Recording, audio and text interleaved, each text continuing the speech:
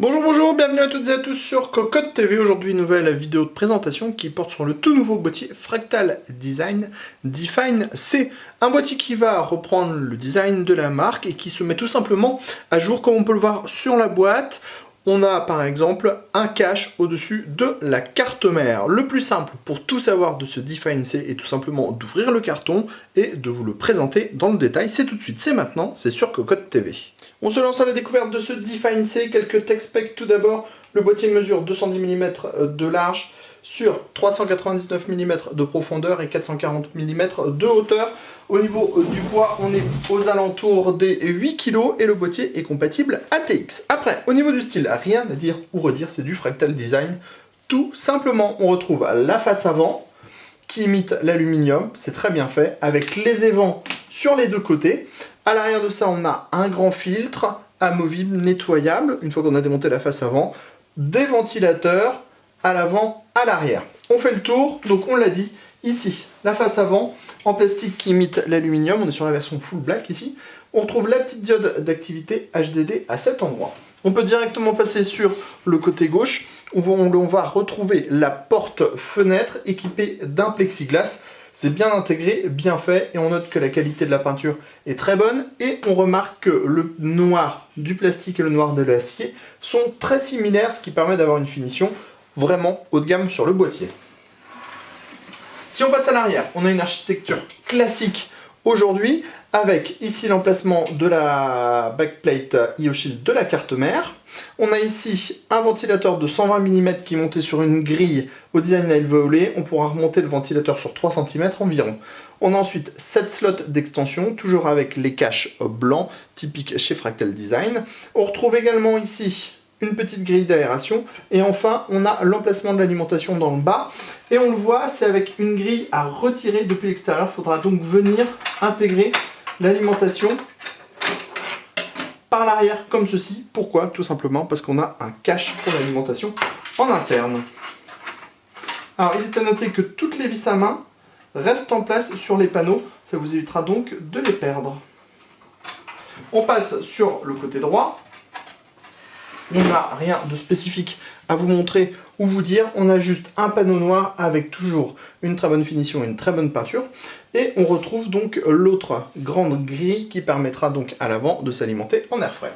Si on passe sur le dessus maintenant, on va trouver le panneau de contrôle avec les entrées-sorties audio, le reset, le power on, 2 USB 3.0. Ensuite derrière, on a un mot du vent qui cache deux emplacements en 120 mm ou deux emplacements en 140 mm.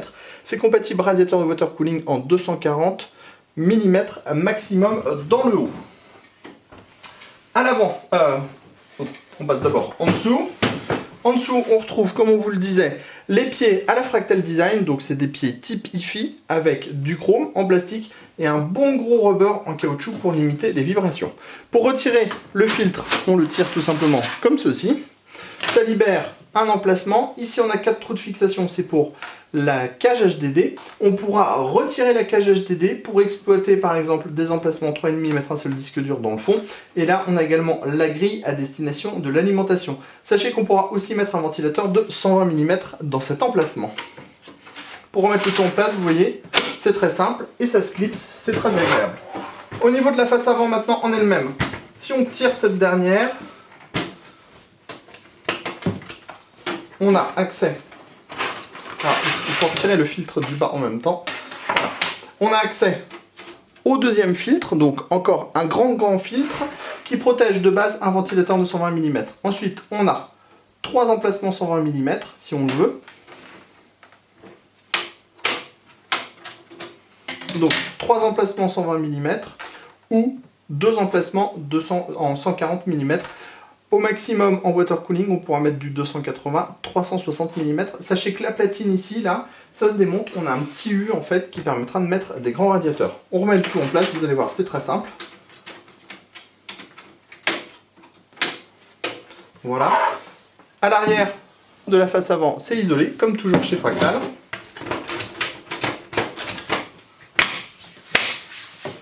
Et on remet le filtre en place. Vous voyez, c'est vraiment hyper simple à exploiter et à utiliser. Sans plus attendre, on va passer à l'intérieur de ce Define C. On vous parle tout d'abord du fait que le panneau latéral droit est isolé avec le même type d'isolant qu'on trouvait sur la face avant. On le voit bien, hein, les vis à main restent en place sur le panneau. Ensuite, vous trouverez en petit bonus un filtre aimanté qui pourra venir en fait tout simplement remplacer le mot du vent sur le dessus. Alors, on va démonter le mot du vent pour vous montrer que c'est très simple à retirer. Le mot du vent, il est isolé aussi phoniquement. Et si l'on veut mettre un filtre aimanté, ce qui sera mieux pour notre vidéo parce que vous verrez mieux les emplacements, eh bien, on prend le filtre aimanté, il est plutôt de bonne qualité en plus, c'est agréable. On prend le filtre aimanté comme ceci, on le pose et donc la partie du haut va pouvoir respirer sans problème. Alors, parlons de l'intérieur du châssis maintenant. À l'avant, on va retrouver donc les trois emplacements en 120 mm dont on a parlé, ou en 2x140 mm. On a un ventilateur fractal qui est livré de base en 120 mm à l'avant, il tourne à 1200 tours par minute. Ici, on le voit, on a une sorte de U. C'est une partie qui est amovible, comme ça on peut retirer cette partie et glisser un grand radiateur. Ensuite, on a le cache de l'alimentation. Donc, une grille sur le dessus, si on veut mettre le ventilateur vers le haut. On a aussi une grille vers le bas. Sachez qu'on a des petits patins en caoutchouc à destination de l'alimentation. Sur la partie arrière, on va retrouver un ventilateur en 120 mm, le même modèle qu'à l'avant. Et on a 7 slots d'extension avec des vis à main. Dans la partie haute, maintenant, on va retrouver nos deux emplacements en 120 ou 140 mm avec une compatibilité en 240 mm maximum pour le water cooling dans le haut. Sachez qu'à l'avant, on est sur 360 mm. On remarquera aussi qu'on a un accès backplate assez large. On a également des passages pour le cable management avec des caches en caoutchouc partout. Et on a aussi cette petite plaque qui est en fait une plaque qui permettra d'installer 3 SSD. C'est plus facile de la découvrir comme ceci. Plaque qui est amovible, hein, on a une vis à main. Donc si vous n'en avez pas besoin, vous pouvez tout simplement vous en séparer. On a des dispositifs pour mettre des petits colliers. On a des scratchs sur les côtés. Et enfin, dans le bas, juste ici, on remarque qu'on a une cage HDD de 2 emplacements, compatibles disque dur et SSD, avec des rubbers en caoutchouc.